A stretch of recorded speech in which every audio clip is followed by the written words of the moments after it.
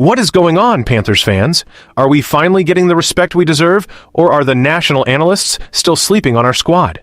A major report just dropped ranking our offensive playmakers, and honestly, the results are going to get you fired up. We're seeing some serious growth from our wideouts, but there's still a massive debate about our backfield and tight end room. Does this group have what it takes to break out in 2026? You need to hear this breakdown. Before we dive in, make sure you're subscribed for your daily dose of Panthers news. Let's get into it. The Carolina Panthers are once again under the microscope as we approach the 2026 season. ESPN analyst Bill Barnwell has released his annual league rankings for skill position groups, focusing on running backs, wide receivers, and tight ends.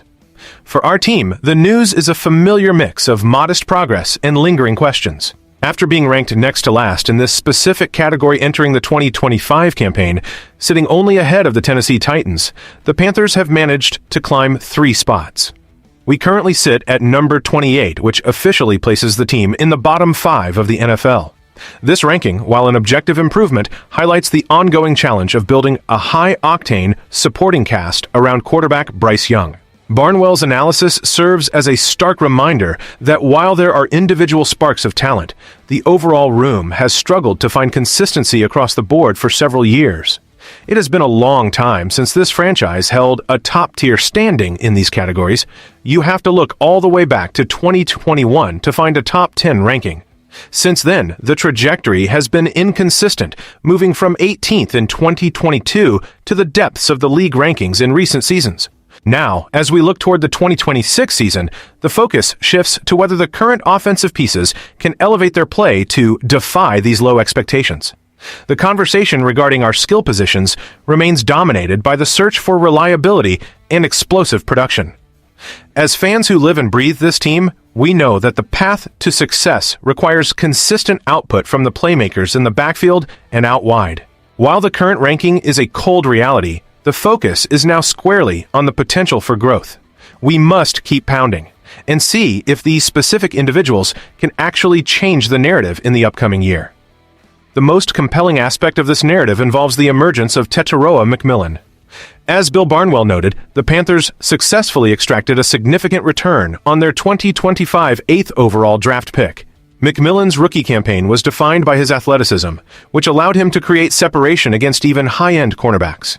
He started every single game for the team, leading the charge with 70 catches, 1,014 receiving yards, and 7 touchdown grabs. His ability to run past defensive backs has become a signature trait, and he is undeniably the focal point of the current wide receiver room. Alongside him, the growth of Jalen Coker provides a glimmer of optimism for the 2026 season.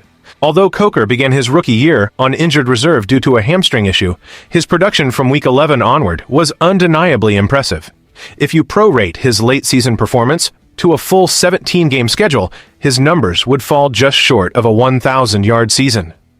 The former undrafted free agent from Holy Cross finished his final 6 outings with 28 catches for 378 yards and 4 trips to the end zone. His impact was particularly visible during the playoff loss to the Rams, where he hauled in a massive 52-yard catch and run. This dynamic duo of McMillan and Coker has become the primary source of intrigue for the passing attack. Their individual development is the most promising factor in a group that is otherwise surrounded by skepticism. We are witnessing the maturation of young players who are being asked to carry the weight of a franchise's passing identity. Whether this momentum carries into the new season is the critical question. The potential for these two to blossom into a truly dangerous tandem is the story that will define our offensive progress as we head into the summer months and look toward the upcoming schedule. Why does this matter right now for the Panthers?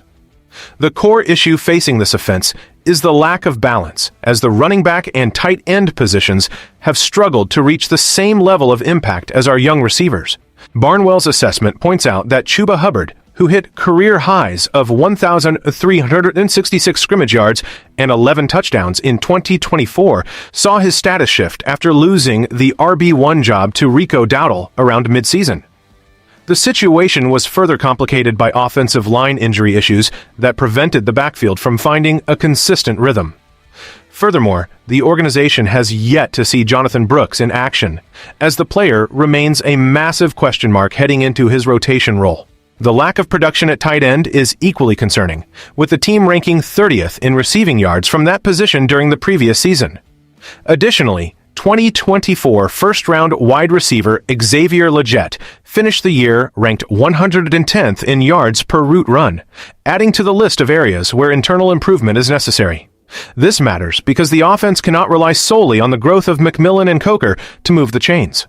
The depth of the roster at these specific positions directly dictates how defenses will approach us in 2026. If the tight ends and the running back committee fail to provide secondary options, opposing coordinators will continue to prioritize taking away our primary wideouts. We need more than just one or two reliable targets to become a competitive unit. This current imbalance is the primary obstacle to improving the overall ranking and providing Bryce Young with the protection and variety he needs to operate. The upcoming season is effectively a test of whether our supporting cast can evolve into a complete, multifaceted threat that defenses must respect on every single down. The focus for the upcoming 2026 season is heavily centered on how the roster manages the transition of talent at these key offensive spots. While the rankings emphasize the need for a more comprehensive group, the internal belief remains fixed on the potential of the youth movement. Beyond the established growth of McMillan and Coker, the organization is looking for immediate contributions from 2026 third-round pick Chris Brazzell II. He is expected to provide a reliable deep threat option from the very start of his career. The integration of Brazzell II into the existing scheme is vital to addressing the lack of depth that has plagued the team in previous years. Meanwhile, the backfield remains a point of intense evaluation. The return of a form similar to Chuba Hubbard's 2024 campaign, combined with the expected contribution of Jonathan Brooks, would drastically change the team's ability to sustain drives. The objective is to lift the collective grade of this supporting cast, which has been stagnant for nearly half a decade. Every snap, every target, and every carry in the coming months will be analyzed to see if these players can push the team out of the league's bottom five. It is not just about the numbers themselves. It is about the reliability of the supporting cast as a whole. Without a substantial leap in production from the tight end room and the rotational backs, the offensive identity will remain trapped in the same patterns we have seen throughout the 2025 season. The challenge is clear: build upon the flashes of talent shown by our young core and turn those moments into a sustained, cohesive offensive structure that can effectively move the ball against any opponent, regardless of the defensive scheme or the strength of the opposition. Looking ahead, the road to improvement for this group of skill position players is clearly paved with the necessary developments mentioned throughout this analysis. The Panthers are banking on the fact that growth is rarely linear, yet it is always required to climb these national rankings. If Teteroa McMillan continues his trajectory as a high-end receiver, and if Jalen Coker builds upon his strong finish, the foundation for a successful passing game will be firmly in place. However, the true test will be the contributions from the remaining pieces, such as Chris Brazzell II, who is positioned to become a key deep threat. The organization is fully aware that repeating a 30th place finish in receiving yards from tight ends is not a path toward success. The pressure is on every individual in that room to produce results that finally exceed the low expectations set by the national media. Whether Hubbard regains his form or Brooks makes an impact, the goal is simple: provide Bryce Young with a supporting cast that forces defenses to account for multiple threats.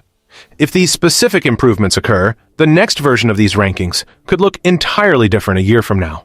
The narrative of this team is currently stuck in a cycle of needing more from its weapons, but the tools are clearly present on the roster to make a change.